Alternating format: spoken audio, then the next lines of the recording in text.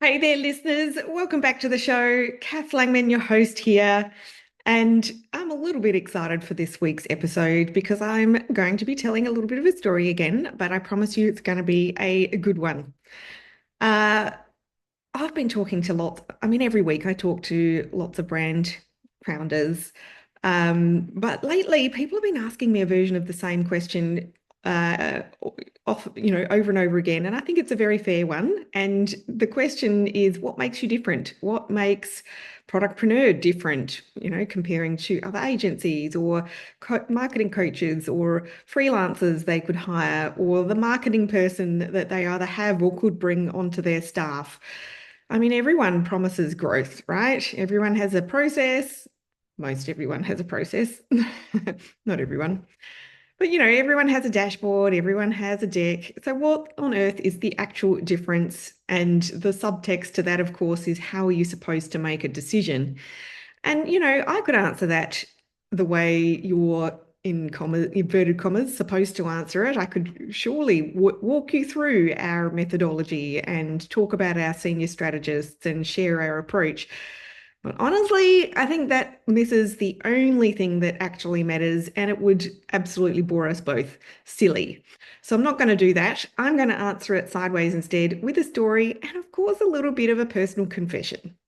So let's start with my confession, and that is if you run a premium brand, I am your ideal customer. People like me are your ideal customer. I'm exactly the person you are trying to reach, the one who will happily pay full price, who becomes genuinely loyal and, shops again and again with you, who tells everyone she knows when she loves something.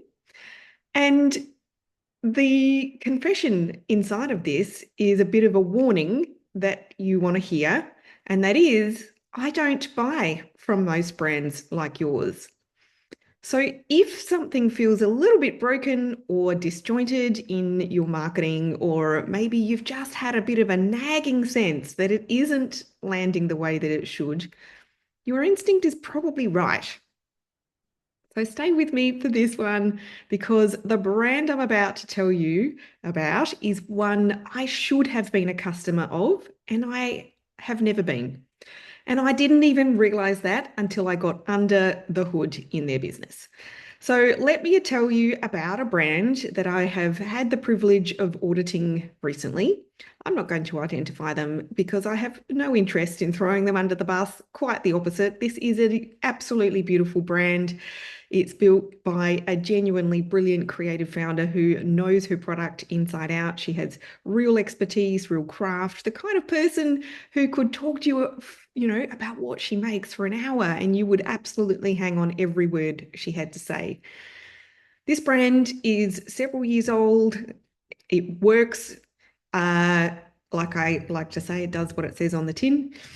They have physical stores. And so bottom line is this is not a beginner business and it is not a bad business. But here's the shape of her problem. And I suspect a lot of you are going to feel a little bit of a flicker of recognition. She's a product expert, not an e-commerce marketing expert. And really, why on earth should she be? They're two completely different skill sets. And obviously, hers is in the product innovation. So, like most founders in her position, she's had to rely on other people to run her digital marketing. And over the last 2 years, she's been through the lot. She's been through a couple of agencies, a freelance contractor, a hire on staff. Every one of them promised her the world, and every one of them didn't just under-deliver, they have actively damaged the brand, which is pretty heartbreaking. Because here's what they all reached for. Faced with a premium product and the job of converting people who had never heard of it before, and then quickly discovering that asking cold audiences to pay a premium price in any product category is not that easy to convert. Every single one of them went straight for the same playbook: discounts, sales, urgency, countdown timers, that little cluster of pressure tactics that, the standard off-the-shelf ad setup leans on to squeeze a conversion out of cold traffic. when things are not easily forthcoming. Slash the price, manufacture some FOMO, push, push, push. Now, here's the thing about doing that to a premium brand. It doesn't just fail, it costs you money in a particularly cruel way because when you discount a premium product, and I'm talking about, constantly discounting, I'm not talking about, running the occasional promotion here, but when you are constantly discounting a premium product, you don't just magically win a pile of new orders that you wouldn't otherwise have had. What actually happened or what happens is what happened for this brand, and it's that the number of orders year on year didn't actually move. It stayed flat. All the discounting did was take the customers who were going to buy anyway, like her loyal, lovely repeat customers who already knew and adored her product, and let them pay less for it. So her revenue went down, her profit went down, and her order count barely budged. She was quietly training the people who loved her most to wait for a sale and paying for the privilege of making less money, which is, again, it's just so heartbreaking. And meanwhile, the new customers, the ones all that discount, effort was supposedly for, they just didn't show up. I mean, a handful of them did, but not in the kind of volumes that you ultimately would need for this to be a viable strategy because, surprise, surprise, it wasn't about the price. So the customers this premium brand were banking on and aiming for just weren't coming. Now, the detail that tells you exactly where the problem lives is interesting because when this brand sells in person in their actual stores, they don't ever need to discount. People walk in, they encounter the product, they understand it, and they buy it at full price. So this is not a product problem. It's not a price problem. It's not her brand isn't good enough problem because in the room, face to face, it works perfectly, which means the entire problem is a digital one. It's a communication problem, a content problem, a messaging problem. Somewhere between her brand and the screen, everything that makes someone want this product in person is getting lost. None of her platforms, not the ads, not the website, not the emails, none of them are actually communicating the things that a premium considered buyer actually needs to know before she parts with her money. And here's the part that makes this personal for me, and the reason I am telling you this story at all.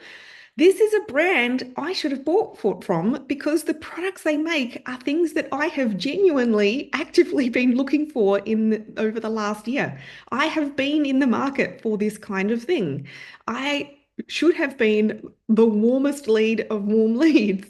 And in over a year, of their marketing, a year of their ads and posts and everything that they've been doing to try and get their product out into the world, not one single thing that they put out ever once caught my attention or gave me a reason to stop the scroll, let alone look any closer. So I wasn't just their auditor, I was their ideal customer, and I walked straight past them for a year while actively shopping for exactly what they sell. Again, how heartbreaking is that? The person that they most wanted to reach was right there, wallet open and looking, and their marketing just did not reach me. So the question is why? Why does that happen? Why does it happen to me? And if you run a brand like this, why does it happen to your buyers too? So let me tell you what actually makes someone like me buy, because it is not the discount.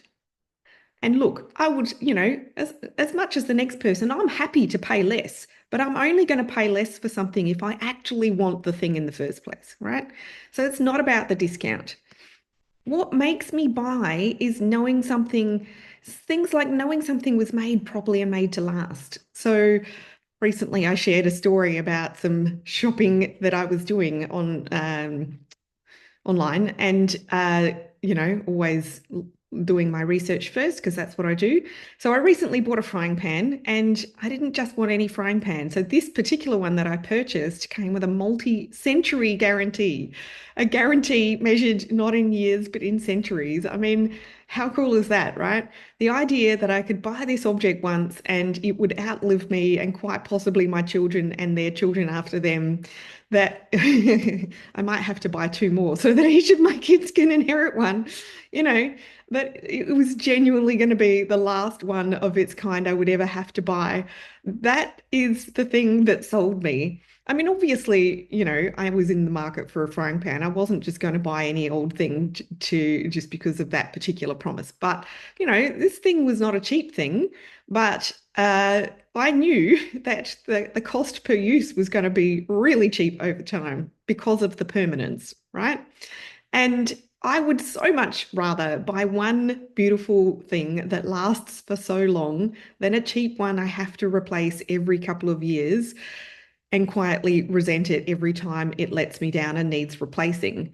And, for me, it's not necessarily just a cost per use thing either. It's also that I hate the idea of adding to landfill because I have to keep replacing it over and over again. And I also hate the idea of having to re-spend money on the same thing over and over again. I want to solve that problem once and then move on, right? And speaking of being let down, let me give you an example of how deep this runs and how badly the usual marketing misreads me. Also, recently I was shopping for pajamas and I wanted good ones. I want natural fibers, beautifully made, made to last, the kind that you do keep and wear for years. I mean, I'm not a kid still growing. I definitely want the natural fibers because, hey, I'm in that stage of life where sometimes things run hot and sometimes they run cold, and, you don't want to be really uncomfortable in the middle of the night. And all of the things, right? So I did what we all do now. I asked Google and I let its clever new AI do its thing and make its recommendations. And do you know what it kept serving me? Cheap ones and ones that are, that I've seen. Some of them I had tried before. It ranked everything by price, lowest first. And half of what it suggested were brands that I'd already tried and already been let down by. And, the ones that tear after three washes or might feel really nice for a fortnight and then just fall apart or, just stop feeling very comfortable. The AI had decided on my behalf that the thing that I was going to care about most was the lowest price. I mean, potentially that's because I was shopping during June and that's end of financial year sale time in Australia, but it really couldn't have been more wrong. I'd happily have paid full price, four times for a pair that I'd still be reaching for in 5 years. But, this whole system, even this smart new AI layer sitting on top of it, is built to compete on price. And I'm just not going to choose based on that. Again, I was happy to pay a discount price once I found the right thing, but I wouldn't have chosen it just because of that, right? Like if there was a product that was heavily discounted and it didn't meet my requirements versus the full price one next to it that did, that's, I was going to be buying the second. And that exactly what that brand's marketing did. What makes me buy, me personally, are things like the provenance and craft and knowing the story of a thing. I'm a really keen cook. I've been cooking since I was 2. I am a proper foodie. I'm an absolute snob about it. I'll happily own that. When it comes to things like my coffee beans or the ingredients that I want to cook with, I want to know where they came from, who grew them or roasted them, how they were made. I will go out of my way and like literally, I don't go to the closest supermarket. I'll go out of my way and I will pay a little bit more to buy from the local roaster or the small producer who is close to me versus just going to Aldi around the corner because it's the cheapest. And that kind of stuff isn't just a nice little extra for me. It is the reason that I will choose these things. I don't necessarily apply the same kind of foodie selection criteria to everything I purchase, by the way. Some of that is going to be product category related, but not all of it, right? Underneath all of that is something that I feel really strongly about it. And so I do want to speak plainly about it. I personally choose to shop according to my values. I think about the environment. So for me, food miles on a thing, whether it was made down the road or shipped halfway around the world, will influence my purchasing. I just literally won't buy oranges that come from California when that's the only thing, the only orange available at the fruit and veg store. I just won't buy oranges. So I think hard about who actually gets my money, and I would so much rather it went to a local maker or a small business than, disappearing off to one of the biggest giant retailers, because I personally want to live in a world where the local shop still has its lights on, and where the small maker can still make a living, where our high streets and our communities are still vibrant and full and there's things to do and go get out and about. I don't want to live in a world where everything is routed through Amazon and a couple of others while everything else just quietly boards up. So every purchase I make is a little small vote for the kind of world that I want to live in, and I take it pretty seriously. I know not everybody shops in that way, but that's just me. I also buy according to who I am and who I want to be seen as, not because of any egotistical thing, but to me, it's like an expression of my personality through visible choices that I make. So it could be the clothes that I wear, or the things that I choose for my home. I mean, I think that those choices say something about me, and I want them to say the right thing about me. If you do watch the video version of this podcast, you'll know I wear the same things over and over again. And so, it's not because I'm chasing fashion, because I don't want to be throwing lots of things in landfill every few weeks. So, those choices say something about me. And, again, I just want them to say the right thing. And I'm also very health conscious, which runs through what I buy as well. Which brings me to something about the way I shop that most marketers completely miss, and it's a really big one. I don't necessarily shop by category. I shop by what I'm actually trying to achieve. So not that long ago, and look, I have been focusing on my health for a while. Again, I'm in a certain stage of life. Things seem to change, and what used to work doesn't work anymore in the same way. And um, I'm trying to make a few changes that I can stick to and look after myself. And so that single goal had me buying things that live on completely different shelves. So this is, a very health related issue that I've been trying to solve. And in an effort to contribute to the solution, I bought a yogurt maker and I bought a kombucha brewing kit. There's different health benefits of these sorts of foods, and I really wanted the real health benefits of making them myself. Obviously, I am a foodie, so I'm not scared of that. But nobody on earth would have filed those two products in the same category, let alone the same category of some other health related products that you might obviously reach for, such as vitamin supplements or something. But in my head, they were direct competitors because they were both answers to exactly the same question. How do I look after my gut and my health? And, not just in the moment. I don't want a band-aid solution. I want something that I can stick to and have the consistent results. And here's the kicker. The brand in my story at the opening, the one I should have bought from, exists to serve that very same need. It's not one of those products, but health is one of the real reasons I should have been their customer in the first place. But a regular marketer running the brand would only ever have compared it to other products in its own narrow, direct product category. They would absolutely never in a million years have understood that in my head, they were up against a yogurt maker and a kombucha kit and half a dozen other things that have absolutely nothing to do with their product category, but everything to do with my personal goal. So they were competing for my attention and my health budget against a completely different shelf, and they never knew it. So they never once spoke to it. And here's one more, because I do think it matters more than people tend to think. I need to see people like me in a brand's world. If I'm buying for myself, I want to see myself reflected somewhere in there. And if I'm buying for someone else, I want to see them. Because if a brand's marketing only ever shows me a person who is nothing like me or nothing like the person I'm shopping for, or just like an AI kind of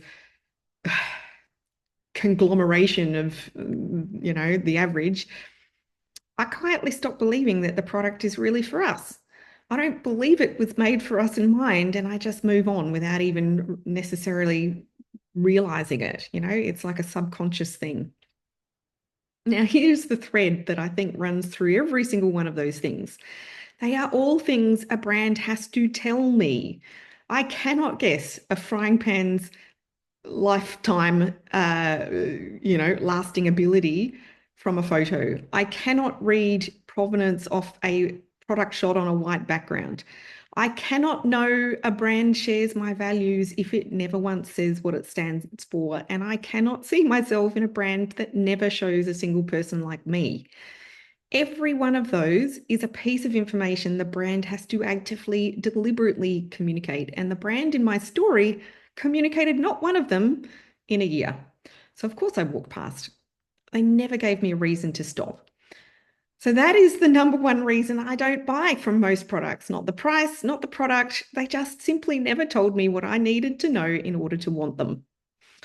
Now, I want to be really careful here because it would be so easy to take the wrong lesson from all of this. I am not telling you that your buyer cares about food miles or wants a multi-century frying pan or is weighing up your product against a kombucha kit. She might not care about a single one of the things that I care about. My values are mine. Your buyers will be her own, and they might be completely different. So please don't walk away from this episode thinking the fix is to just bolt my values onto your brand. That is not the lesson I want you to take here. The lesson is the way that I buy, the process, not the particulars, because that part is shared by considered premium buyers everywhere. We buy on things like values and identity. We shop by the goal that we're chasing and not necessarily the category that you might have personally filed yourself under. We need to see ourselves in your brand before we will ever believe that you're for us. And we need to be told the things that actually matter to us before we're going to act. A discount before any of those things will not move us 1 inch, won't even stop the scroll. The specific values change from buyer to buyer and brand to brand, but the consideration process is remarkably consistent. So the real question is not, do my customers happen to care about the things that Catherine cares about? The real question is, do I actually know what my customer needs to know? And am I telling her everything she's looking and everywhere she's looking? So why do so many brands run by so many genuinely capable people get this so completely wrong? Here's my honest answer, and I think it's the crux of the whole thing, because knowing how to run the machine and knowing, the buyer, they're actually two entirely different skills. And our industry is pretty obsessed, as in my industry, the digital marketing industry, is pretty obsessed with the first and very nearly blind to the second. Like there's a lot of genuinely skilled technicians out there. Look, I mean, I won't lie and suggest that there aren't some unskilled technicians out there. There are, but that's pretty normal in any industry. But there genuinely are people who can build you a flawless campaign. They can wire up a perfect funnel. They can set up your tracking to the decimal point. That is real skill, and I'm not going to knock it. But you can be brilliant at every one of those things and still have not the faintest idea what will influence a premium buyer to actually buy. Because that isn't actually a platform skill, and you're not going to find it in a dashboard. It's not going to be a setting that you can optimize. It lives in the customer, and the most marketing training will never go there. So what you end up with is a technically perfect marketing setup that repels the very buyer you're trying to build it to attract. Beautifully constructed ads running the discount and urgency playbook aimed at a considered values-driven buyer who finds the whole thing a little bit cheap and a bit pushy and just quietly clicks away. The mechanics might be immaculate, but the understanding is missing entirely, and you just cannot dashboard your way to understanding a human being. Now, here is why this is your problem and not just a sad story about one brand. Your best customers are genuinely people like me. The premium considered buyers are the ones worth the most to your brand. The highest lifetime value, the ones who come back, the ones who become real advocates and bring their friends, the ones who are the most likely to pay full price because they've fallen in love with what you sell and they believe in what you've built. They are the whole game. And if the person running your marketing only understands the generic machine and not that buyer, they will, with the very best of intentions, quietly flatten your premium brand into features and price.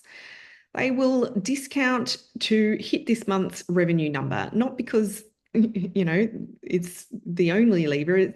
Well, it probably is the only lever they know how to pull. And that inevitably is going to train your most loyal customers to only ever buy on sale. And it will look like it's more or less working right up until the day that you notice your margins have thinned and your brand just doesn't feel special anymore. And the people who used to pay full price are all just sitting there waiting for the next 20% off. This is not hypothetical. These are the kind of brands that I am tasked to fix again and again, and it is absolute the brand in my story. That's exactly what the last 2 years of that kind of marketing have done to her brand. So, after all of that, what on earth is the answer? And I think this is the bit that I love because it's almost embarrassingly simple. You ask. That's it. If the number one reason people don't buy is that you never told them what they needed to know, then the fix is to go and find out what they need to know by asking, say, the people who already bought, and also the people who very nearly did and then didn't. You ask them what nearly stopped them. You ask them what they were worried about. You ask them what finally tipped them over and what they wished they'd known sooner. And they will tell you in their own words exactly what your marketing has been failing to say. For us, that's our customer intelligence survey. It's the whole secret, really. It's the first thing we do with any brand that we work with before we touch a single ad because everything else is guesswork until you've done it. Costs almost nothing. It requires almost no genius at all. You could literally start it this afternoon. So why does hardly anyone do it? Why do the platform tacticians and the bro marketer crowd never once reach for the simple, the single simplest, cheapest, most obvious lever available to them? Look, I don't know exactly, but I don't think it's arrogance. I think it's something a bit more structural than that and probably a bit more interesting too. And I think it's because their entire offer is certainty. What they're selling you is, I already know the answer. I know the winning ad structure. I know the winning ad funnel. I know the hack that's working right now. That confidence is the product. It's the thing that you pay them for. And the trouble is, walking up to your customer and asking what she needs to know is a quiet admission that the answer was never in their toolkit to begin with, and that it lives in the customer, not in the marketer's playbook. Asking, I think, is a bit of a threat to the whole thing they're selling. So they don't ask, they really can't afford to. If that sounds a little bit familiar, it should, because it's the very same thing that I talked about last week. The people selling you the one magic lever or the just crack this one thing in your scale merchants are the exact same people who will never ask the customer a single question. And it's for exactly the same reason, because the question would reveal that it was never one thing and that the answer was never theirs to sell you. It was the customer's to tell you all along, if only someone had thought to ask. So that is, I think, the real answer to what makes us different. It was never that we necessarily know how to build a better ad campaign, though I think that we do because we know how to craft the right content because we know what the customers need to know, understand, and believe. And that's the thing, right? It's that we start with your customer. We go and ask her, we listen properly, and we build everything out of what she actually tells us because we understand that buyer and we know what kind of questions to ask her to get the information that we need. And I understand her because in most of the ways that matter, I am her.